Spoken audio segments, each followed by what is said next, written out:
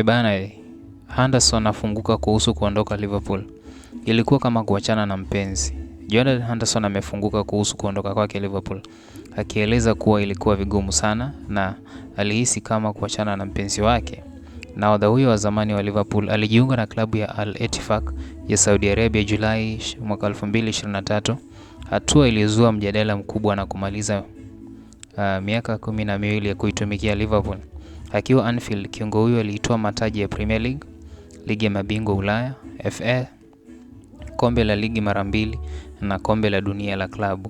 Kuondoka Liverpool yenyewe ilikuwa jambo kubwa na gumu sana, alisema Henderson mwenye umri wa miaka 35, akiwa kwenye majukumu ya timu ya taifa ya England. Kwa wakati wote ule ingekuwa ngumu kwa sababu ilikuwa sehemu ya maisha yangu kwa muda mrefu. Halafu ghafla imeisha tu, akigonga vidole. Kwa hiyo nilipitia kipindi kigumu sana baada ya hapo. Sikuweza kuangalia mechi nyingi hasa Liverpool. Sikuangalia hata Premier League sana wakati huo. Ilikuwa ngumu. Nilikuwa pale kwa muda mrefu. Nilikuwa na muunganiko mkubwa na nilitoa sehemu kubwa ya maisha yangu pale. Nilipoondoka nilijikuta nikipitia wakati mgumu sana.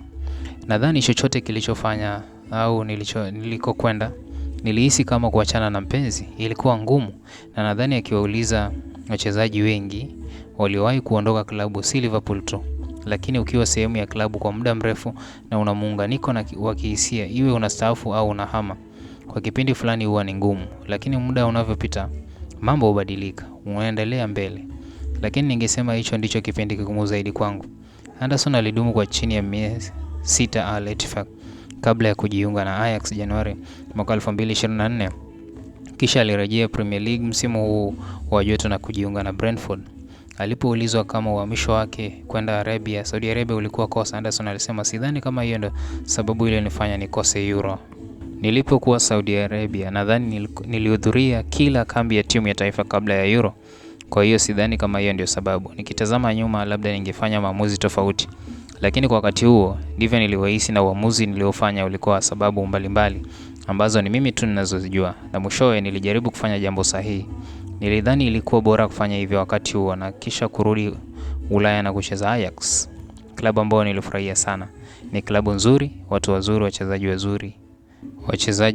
wachezaji wenzangu walikuwa bora. Nilifurahi sana uzoefu huo, na sasa nimerudi Premier League.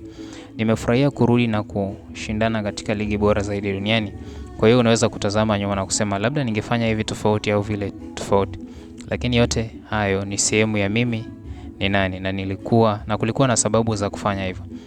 Sikuamua kwa pupa. Kwa hiyo mwishowe imenifanya niwe imara zaidi. Nashukuru sana wote ambao wameweza kunisupport.